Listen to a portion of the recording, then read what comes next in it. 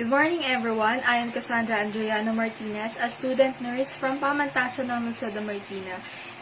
And for today's procedure, I am going to perform the Essential Intrapartum and Newborn Care, or the EINC. The EINC is a package of evidence-based procedures that is recommended by the Department of Health, World Health Organization, and the Philippine Health Insurance Corporation as a standard of care in all births by skilled attendants in all government and private settings. So these practices for newborn is constitute a series of time-bound, chronologically ordered standard procedures that a newborn baby receives at birth. So it starts with the immediate drying, skin-to-skin, proper cord clamping and cutting, and non-separation to the mother and breastfeeding initiation. So, the EINC promote to lessen the rate of mortality in giving birth. That is why it is also recommended here in our country. That's why EINC is very important. So, before doing the procedure, we must gather all the materials that we'll be needing for the procedure to lessen the time taken in getting all the materials. So I am going to show you what are the important things that we should prepare for this. So as you can see, we have here a 2-piece of warm blanket, 3 pairs of surgical gloves, erythromycin, the plastic clamp, another clamping device, and the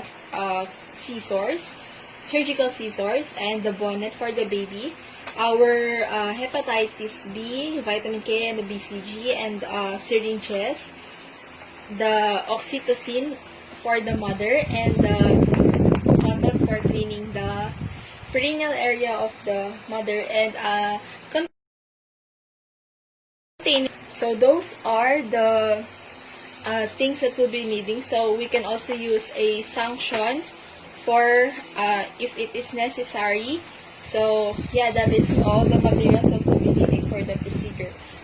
So prior to doing the procedure, we must ensure the woman's privacy by drawing the curtains and closing the doors and the windows for the privacy of the mother. Okay, so, good morning, ma'am. As you can see, it's 7 centimeters pa lang po yung cervix nyo, and we still need to wait until it is fully dilated. So, wait lang po kayo, ma'am. Gusto nyo po bang kumain? Uminom? Or, no? Sige po, ma'am, ha? Wait lang po, ha? Malapit na po tayo pumunta ng delivery. While waiting for it is fully dilated, the uterus, we are now in the delivery room. So when you are in the delivery room, you can help the mother, encourage the mother, and teach her the inhale, exhale, and push, so that it will not be hard for her to deliver the baby correctly. And then tell her what to expect and what we are going to do in the delivery room. So now we are now in the delivery. So before doing that, the procedure, we must wash our hands thoroughly by 5. And then imagine that I've already washed my hands. So we are now going to prepare ourselves. So I am going to change my outfit, and also you should remove all your jewelries before doing the procedure and wash your hands thoroughly. Okay, so I am going to change my outfit, imagining that this is the appropriate for in the delivery room. So we are now going to deliver the baby since the mother is fully dilated. These are the important notes that you should remember for the EINC, that you shouldn't touch the newborn unless there is a medical indication, You should not give pacifiers or bottles, nor giving sugar water or formulas, and do not throw away the colostrum. Those are the of the things that you should remember to take note. And yes, that's all for the importance of the EIS. Okay po. Okay. So, thank you. The kid first. Okay, so 1, 2, 3, push. Okay. 1, 2, 3, push. 1, 2, 3, push. Okay, ito na po, mami.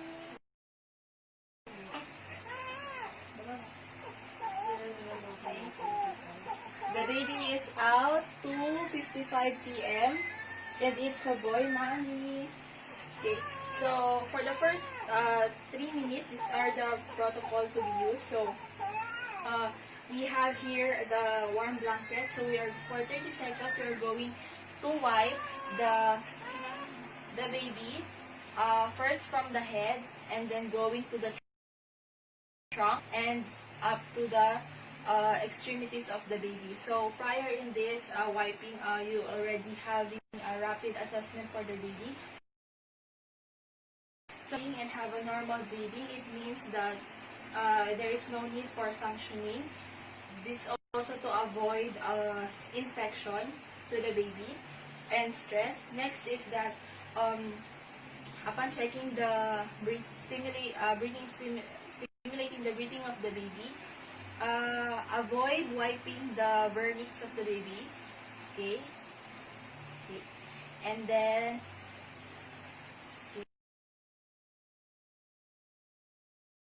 going to discard it, and then we are now going to baby in prone position to the mother's abdomen. Okay. For skin to skin contact. Okay, so skin-to-skin contact, unang yakap is very important for the bonding of the mother and the child, and it also it will also promote a successful breastfeeding for the mother. Next is that it is also to avoid a colonization of the good bacteria. Okay, so now we are going to put bonnet of the baby.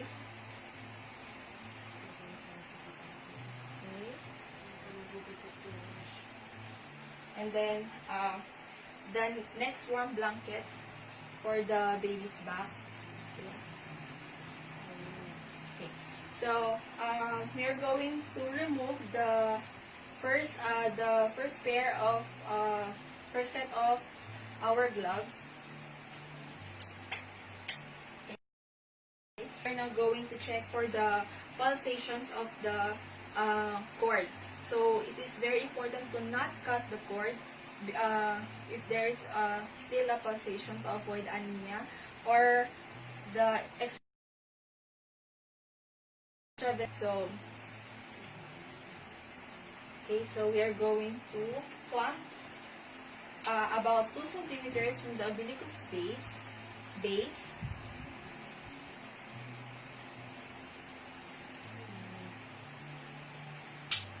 And another clamp at 5 centimeters from the umbilicus base.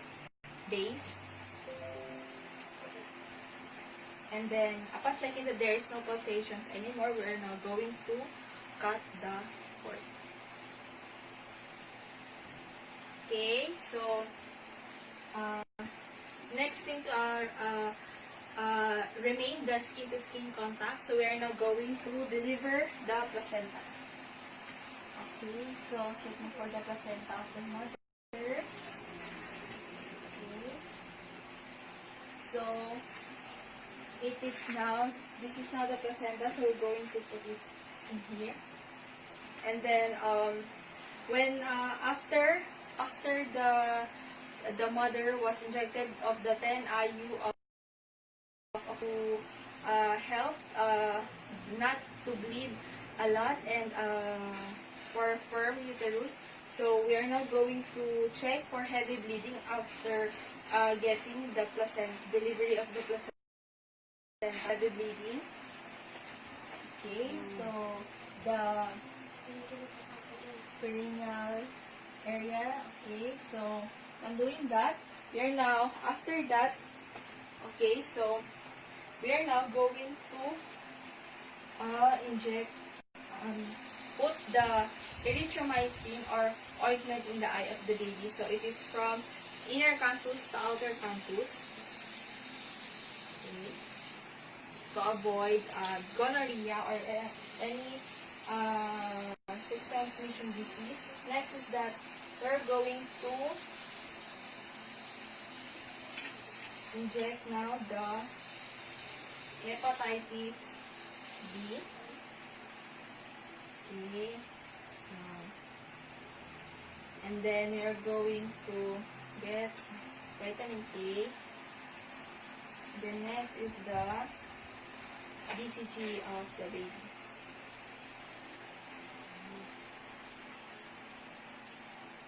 Okay.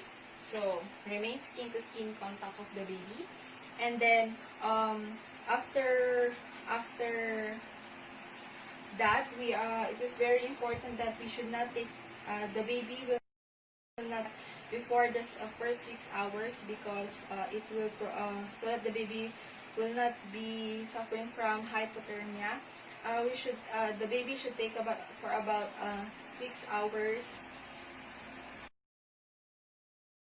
upon the mother is going to the room. So after that, the baby will start to use to move his tongue, and then it will grasp for the nipples of the mother for breastfeeding. So for the breastfeeding of the mother, you will teach her the proper breastfeeding position, and then there should be always the skin-to-skin contact from the mother. Then we're going to clean the mother while the baby is still